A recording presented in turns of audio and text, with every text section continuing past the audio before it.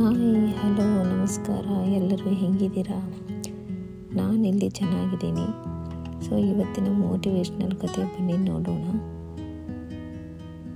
ಕಳೆದ 10 ವರ್ಷಗಳಿಂದ ರವಿ ಎಂಬ ಯುವಕ ತನ್ನ ಹಳ್ಳಿಯಲ್ಲಿಯೇ ಇದ್ದು ಕೃಷಿಕರ ಜೀವನ ನಡೆಸುತ್ತಿದ್ದ. ಆದರೆ ಅವನಿಗೊಂದು ದೊಡ್ಡ ಕನಸು ಇತ್ತು. ತನ್ನ ಊರಿನ ಮಕ್ಕಳಿಗೆ ಉತ್ತಮ ಶಿಕ್ಷಣ ನೀಡಲು ಒಂದು ಶಾಲೆ ನಿರ್ಮಿಸುವುದು. ಆದರೆ ಹಳ್ಳಿಯ ಪರಿಸ್ಥಿತಿಯಲ್ಲಿ ಇದು ಸುಲಭದ ಕೆಲಸವಾಗಿರಲಿಲ್ಲ. ಹಣಕಾಸಿನ ಕೊರತೆ, ಸರಿಯಾದ ಅನುಮತಿ, ಜನರ ಬೆಂಬಲ ಎಲ್ಲವೂ ದೊಡ್ಡ ಅಡ್ಡಿಗಳಾಗಿದ್ದವು. ಹರಟೆಯಲ್ಲಿಯೇ ಊರಿನ ಜನರು ರವಿಯ ಕನಸನ್ನು ತಮಾಷೆಯಾಗಿ ತೆಗೆದುಕೊಂಡರು. ನೀನು ಹಳ್ಳಿಯವನು, ಶಾಲೆ ಕಟ್ಟಲು ನೀನೇಕೆ ಪ್ರಯತ್ನ ಮಾಡಬೇಕು ಎಂದು ಹಲವರು ಕೇಳಿದರು. ಆದರೆ ರವಿ ತನ್ನ ಕನಸಿಗೆ ನಿಷ್ಠನಾಗಿದ್ದ. ಅವನು ಎಲ್ಲ ರೀತಿಯ ಸಹಾಯಕ್ಕಾಗಿ ಹುಡುಕಾಡತೊಡಗಿದನು. ಮೊದಲು ಅವನು ಗ್ರಾಮ ಪಂಚಾಯಿತಿಗೆ ಹೋಗಿ ಶಾಲೆಯ ಅನುಮತಿಯ ಬಗ್ಗೆ ವಿಚಾರಿಸಿದನು. ಆದರೆ ಪ್ರಕ್ರಿಯೆಯ ಗೊಂದಲದಿಂದ ಅವನ ಕಾಳಜಿ ಹೆಚ್ಚಾಯಿತು. ಸಹಾಯಕ್ಕೆ ಯಾರೂ ಮುಂದೆ ಬರಲಿಲ್ಲ. ಆದರೆ ಅವನು ನಿರಾಶನಾಗದೆ ಮುಂದುವರೆದ. ಅನೇಕ ದಾನಿಗಳ ಬಳಿ ಹೋಗಿ ನೆರವು ಕೂಡ ಕೇಳಿದನು. ಆದರೂ ಯಶಸ್ಸು ಕಡಿಮೆ ಇತ್ತು.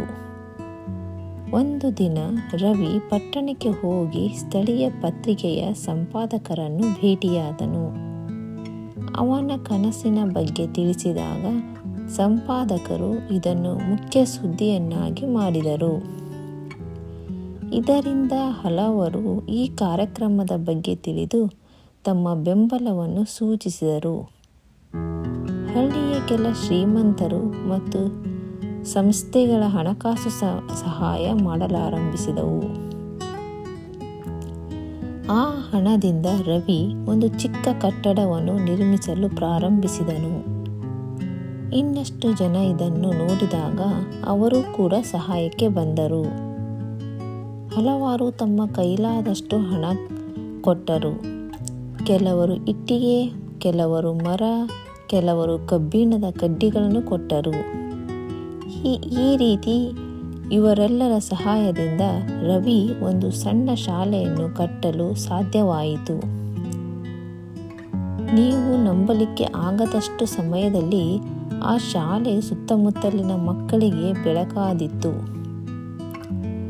ರವಿ ತನ್ನ ದೃಢ ಇಚ್ಛಾಶಕ್ತಿಯಿಂದ ಮತ್ತು ನಿರಂತರ ಪ್ರಯತ್ನದಿಂದ ಪರಿಸ್ಥಿತಿಯನ್ನು ಗೆದ್ದನು.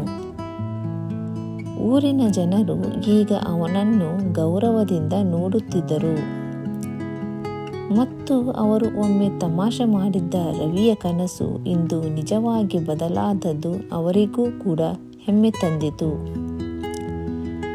ಈ ಕತೆ ನಮಗೆ ಒಂದು ಮಹತ್ವದ ಪಾಠ ಕಲಿಸುತ್ತದೆ. ಜೀವನದಲ್ಲಿ ಎಷ್ಟೋ ಅಡ್ಡಿಗಳು ಅನಿವಾರ್ಯ, ಆದರೆ ಇಚ್ಛಾಶಕ್ತಿ ಉಳ್ಳವರು ಯಾವಾಗಲೂ ತಮ್ಮ ಗುರಿಗಳನ್ನು ಸಾಧಿಸುತ್ತಾರೆ. ಪರಿಸ್ಥಿತಿಗಳು ಅಷ್ಟೇ, ಅದನ್ನು ಜಯಿಸುವ ಶಕ್ತಿ ನಮ್ಮೊಳಗೆ ಇದೆ. ಇದಾಗಿತ್ತು ಫ್ರೆಂಡ್ಸ್ ಇವತ್ತಿನ ಮೋಟಿವೇಶ್ನಲ್ ಕತೆ. ಚಾನಲನ್ನು ಸಬ್ಸ್ಕ್ರೈಬ್ ಮಾಡ್ಕೊಳ್ಳಿ. ಇಷ್ಟ ಆದರೆ ಫ್ರೆಂಡ್ಸಿಗೆ ಶೇರ್ ಮಾಡಿ ಹಾಗೂ ಕಮೆಂಟ್ ಮಾಡಿ ಹೇಳಿ ನೀವು ಎಲ್ಲಿಂದ ಈ ಸ್ಟೋರಿಯನ್ನು ನೋಡ್ತಿದ್ದೀರಾ ಅಂತ. ಮತ್ತೆ ಮುಂದಿನ ಮೋಟಿವೇಶ್ನಲ್ ಸ್ಟೋರಿಯಲ್ಲಿ ಸಿಗೋಣ. ಅಲ್ಲಿವರೆಗೂ ಟೇಕ್ ಕೇರ್. ಬಾಯ್ ಬಾಯ್. ಜೈ ಹಿಂದ್, ಜೈ ಕರ್ನಾಟಕ.